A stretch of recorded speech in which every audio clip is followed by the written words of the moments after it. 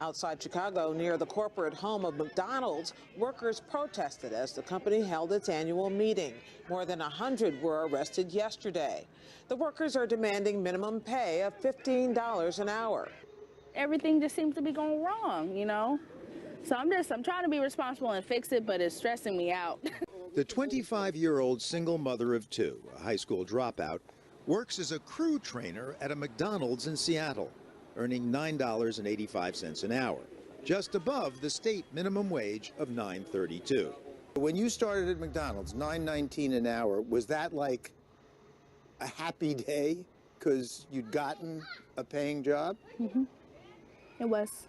I'm not trying to be on the state assistance. You know, I'd rather work like responsible people do, you know.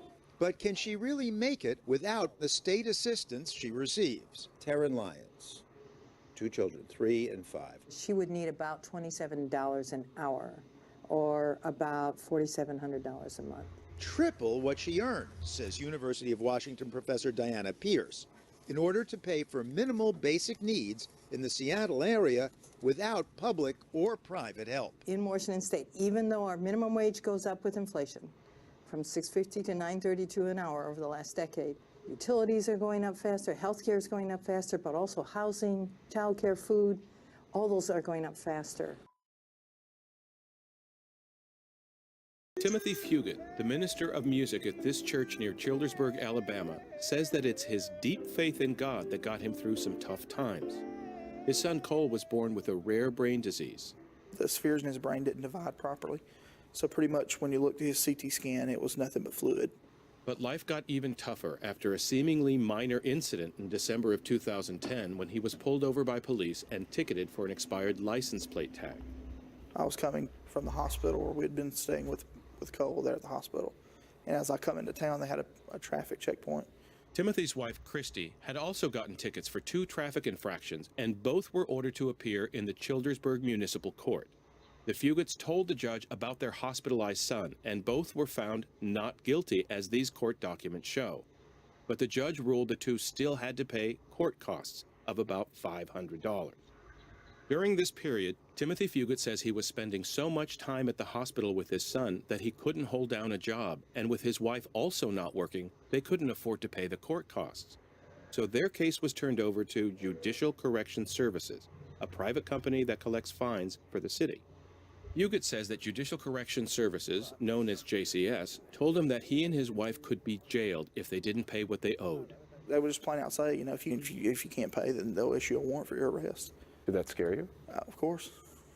Fugit says he did the best he could to pay off his family's fines, but says when he couldn't continue to pay and he and his wife missed at least one court date, they were arrested and jailed. I felt completely like a criminal. I mean, I didn't sell drugs.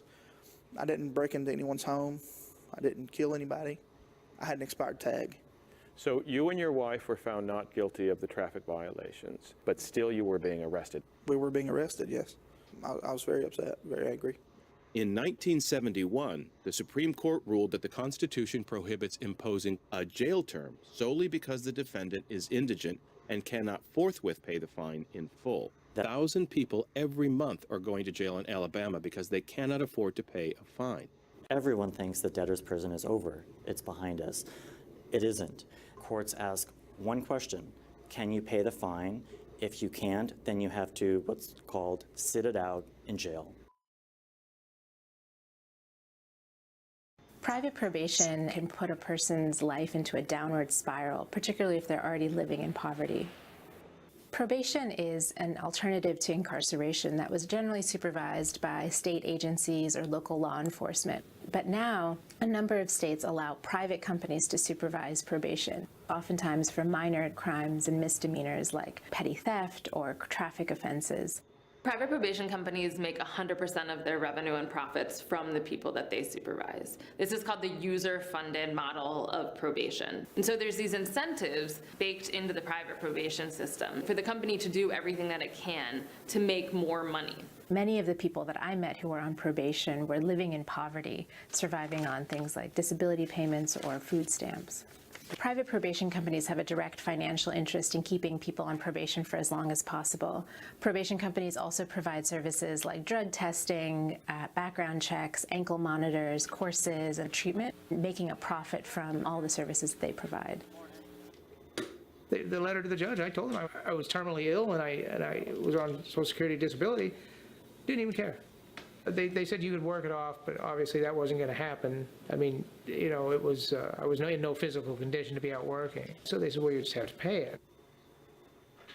When a person can't afford to pay their supervision fees or court costs, it may mean that they end up getting extended probation, facing arrest, court hearings, or even jail time.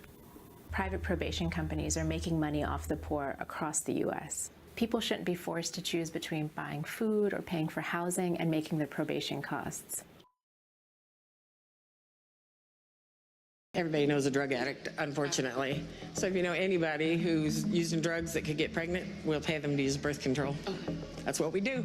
Thank you. Barbara Harris thinks drug addicts shouldn't have children, and she's using cash incentives to make sure they don't.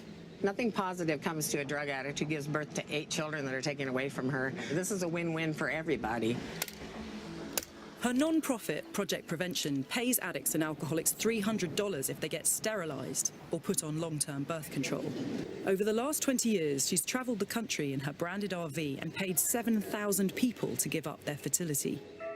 The birth control she offers isn't condoms and pills, it's IUDs, implants and sterilization.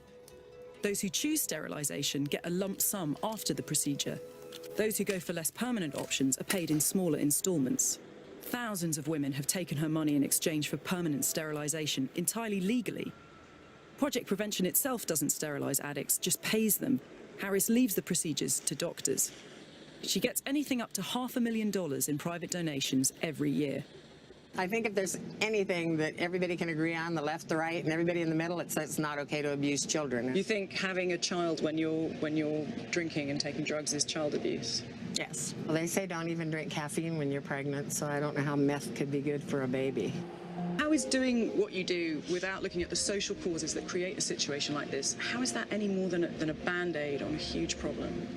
But it's not a Band-Aid on the problem we're dealing with. We're solving the problem we're dealing with. We're preventing women who are strung out on drugs and alcohol from conceiving a child.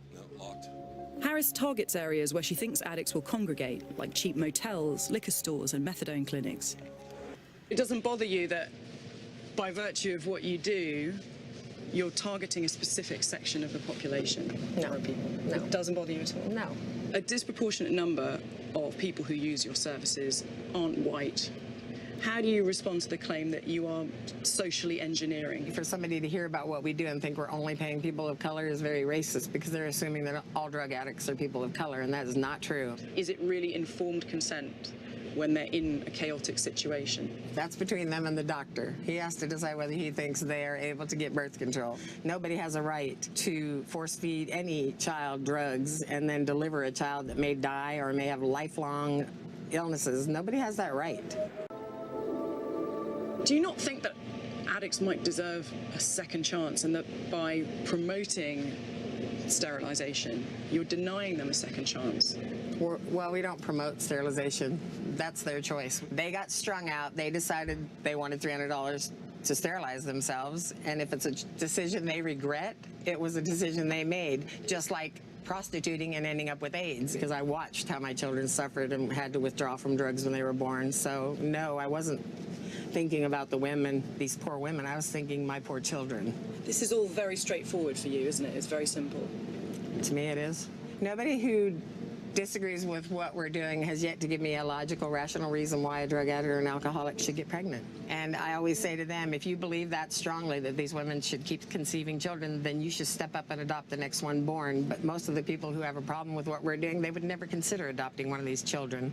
So if you're not part of the solution, you're part of the problem.